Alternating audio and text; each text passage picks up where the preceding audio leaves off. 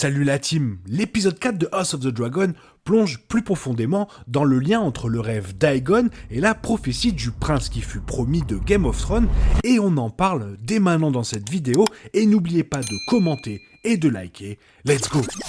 Petit message avant de commencer réellement cette vidéo, on est plus de 5000, oui, plus de 5000, merci énormément à tous ceux qui se sont abonnés, ça me va droit au cœur, et bonne vidéo. La série se penche beaucoup plus sur l'importance de la prophétie des rêves et de la magie qui est devenue relativement minimisée tout au long de Game of Thrones. Alors que les Targaryens de la Maison du Dragon se révèlent motivés par l'accomplissement de la prophétie d'Aegon, l'importance du but de Mélisandre dans la recherche du prince qui fut promis prend une nouvelle dimension. Lors du premier épisode, le roi Viserys a révélé à sa fille et nouvelle héritière, Rhaenyra Targaryen, le secret du rêve prophétique d'Aegon le Conquérant qu'il a appelé Song of Ice and Fire. Le rêve indiquait qu'un Targaryen aurait besoin de s'asseoir sur le trône de fer et d'unir le royaume afin de sauver les vivants du froid et de l'obscurité, le fardeau de cette connaissance étant transmis à chaque roi Targaryen et à leurs héritiers.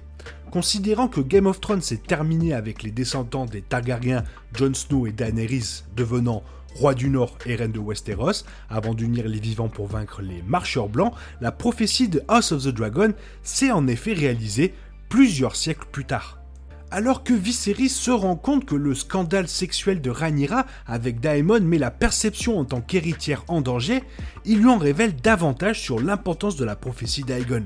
Le roi sort le poignard en acier valérien de Game of Thrones qui est inscrit avec le rêve d'Aegon en haut valérien. La lame dit « De mon sang est sorti le prince qui a été promis et sa volonté sera le chant de la glace et du feu ». La première partie de la phrase se connecte maintenant à la vision apparemment oubliée de Game of Thrones qui était la prophétie du prince qui fut promis, prêchée par Mélisandre et les disciples du Seigneur de la Lumière. La prophétie du prince qui a été promis a été introduite par Mélisandre dans Game of Thrones saison 2. Le prince prophétisé est le sauveur de ceux qui suivent le Seigneur de la Lumière, qui serait né de sel et de fumée, tirer l'épée Lightbringer des flammes et s'en servir pour mettre fin aux ténèbres. Au début, Mélisandre pense que ce personnage est Stannis Baratheon, mais une fois qu'il meurt, elle en vient à croire qu'il s'agit de Jon Snow ressuscité. Cependant, après avoir été exilée du Nord et avoir appris l'existence de Daenerys et de ses dragons, la femme rouge se rend à Père Dragon pour dire à Daenerys qu'elle est la princesse qui a été promise, car le mot ovalérien utilisé pour prince est en fait à double sens, donc pour les deux sexes. Mais Mélisandre ajoute que Jon Snow joue également un rôle important dans la prophétie, suggérant que la femme rouge s'est rendue compte que la prophétie ne faisait pas entièrement référence à une seule personne. C'est un autre point qui s'aligne clairement sur la prophétie nouvellement révélée de House of the Dragon. Le rêve d'Aegon inclut désormais le prince qui fut promis, étant le Targaryen avec la chanson de glace et de feu qui unit le royaume contre le froid et l'obscurité. Avec ces mots provenant de deux sources différentes, donnant le même résultat de Jon Snow et Daenerys Targaryen battant les marcheurs blancs, il semble que le rêve d'Aegon, Song of Ice and Fire, et la prophétie du prince qui a été promis, de Hlor, soient une seule et même chose. Cependant, les deux prophéties s'écartent légèrement car la prophétie du prince qui était promis est basée sur Azor Ahai et son lien avec Lightbringer et le Seigneur de la Lumière. La prophétie de Game of Thrones ne mentionne pas non plus que le prince doit être un Targaryen, assis sur le trône de fer. Il semble donc que même s'ils partagent au fond la même vision, les différentes sources disposent d'informations vitales que les autres n'ont pas. Alors que les disciples du Seigneur de la Lumière croyaient que le prince qui était promis était né au milieu du sel et de la fumée et brandirait Lightbringer, le rêve d'Aegon ne semble pas inclure ces points. Cependant, ces détails soutiennent l'idée que le prince est un Targaryen et, plus précisément, l'idée que deux Targaryens auront un rôle à jouer dans l'accomplissement de la prophétie. Jon est plus lié à l'aspect Lightbringer, tandis que Daenerys est née au milieu du sel et de la fumée. Étant donné que les deux prophéties proviennent de la langue du haut valérien, il est probable que le rêve d'Aegon soit une extension de la vision du prince qui était promis, ce qui clarifie davantage que ce sont les Targaryens qui réaliseront la prédiction de longue date.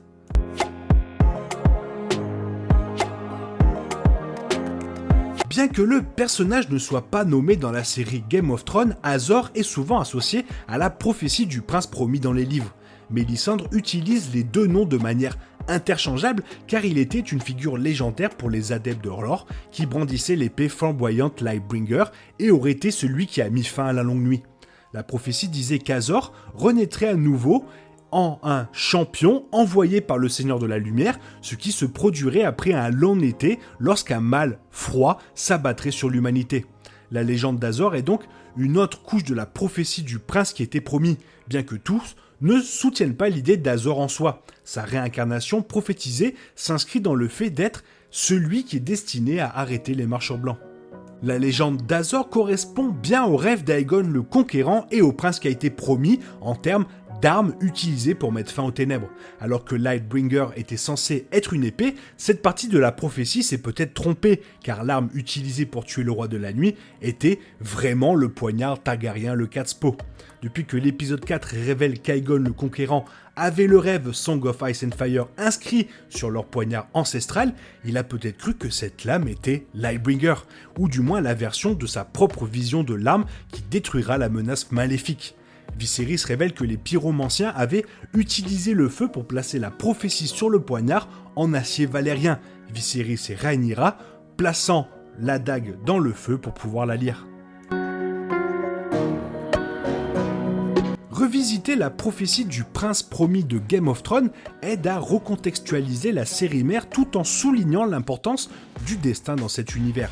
Cela donne une vision et un objectif plus unifié à la série Game of Thrones, en particulier dans la façon dont les Targaryens des générations passées se préparaient au moment où Daenerys et Jon uniraient le royaume contre les marcheurs blancs et surtout pourquoi les deux devaient être à la tête de l'armée des vivants.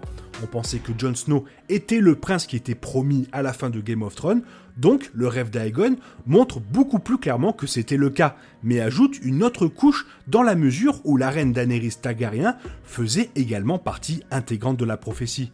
Le but du prince qui était promis et son lien avec la défaite des marcheurs blancs ont souvent été perdus tout au long de Game of Thrones. Alors, House of the Dragon révèle que cette prophétie séculaire était bien plus grande que les personnages de la série originale et fait de la fin un point culminant approprié sur la dynastie des Targaryens.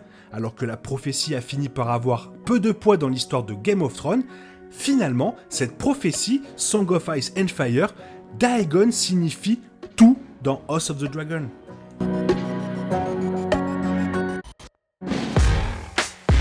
Le rêve d'Aegon suggère que le prince qui était promis était à la fois Jon Snow et Daenerys Targaryen. Daenerys a rempli l'aspect de devenir reine à Westeros tout en ramenant des dragons après près de 150 ans, ce qui était crucial pour vaincre le roi de la nuit. Jon Snow est également le roi du Nord qui a passé son scénario principal dans Game of Thrones, unissant le royaume contre les marcheurs blancs.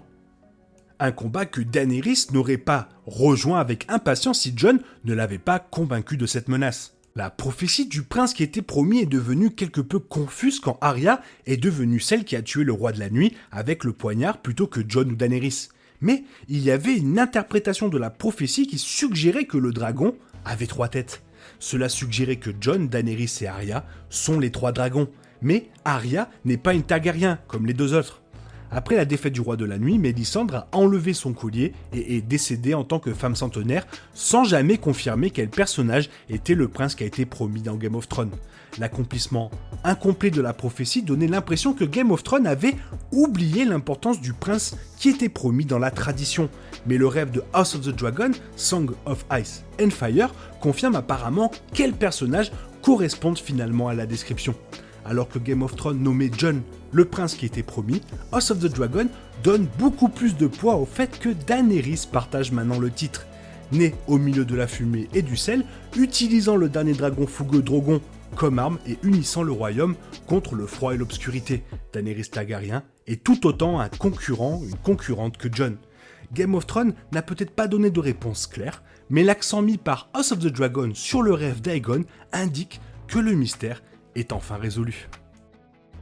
Voilà, je voulais absolument revenir sur ce moment très important de cet épisode 4. Toi, qu'est-ce que tu en as pensé? Fais-le moi savoir dans la zone commentaire, car tu sais que j'aime énormément vous lire. J'espère que la vidéo t'a plu, et si elle t'a plu, n'hésite pas à la liker, t'abonner, la partager, la commenter. Merci d'avance. Je te souhaite une bonne matinée, après-midi, peut-être une bonne soirée ou un bon week-end. Bisous bisous, hasta la vista.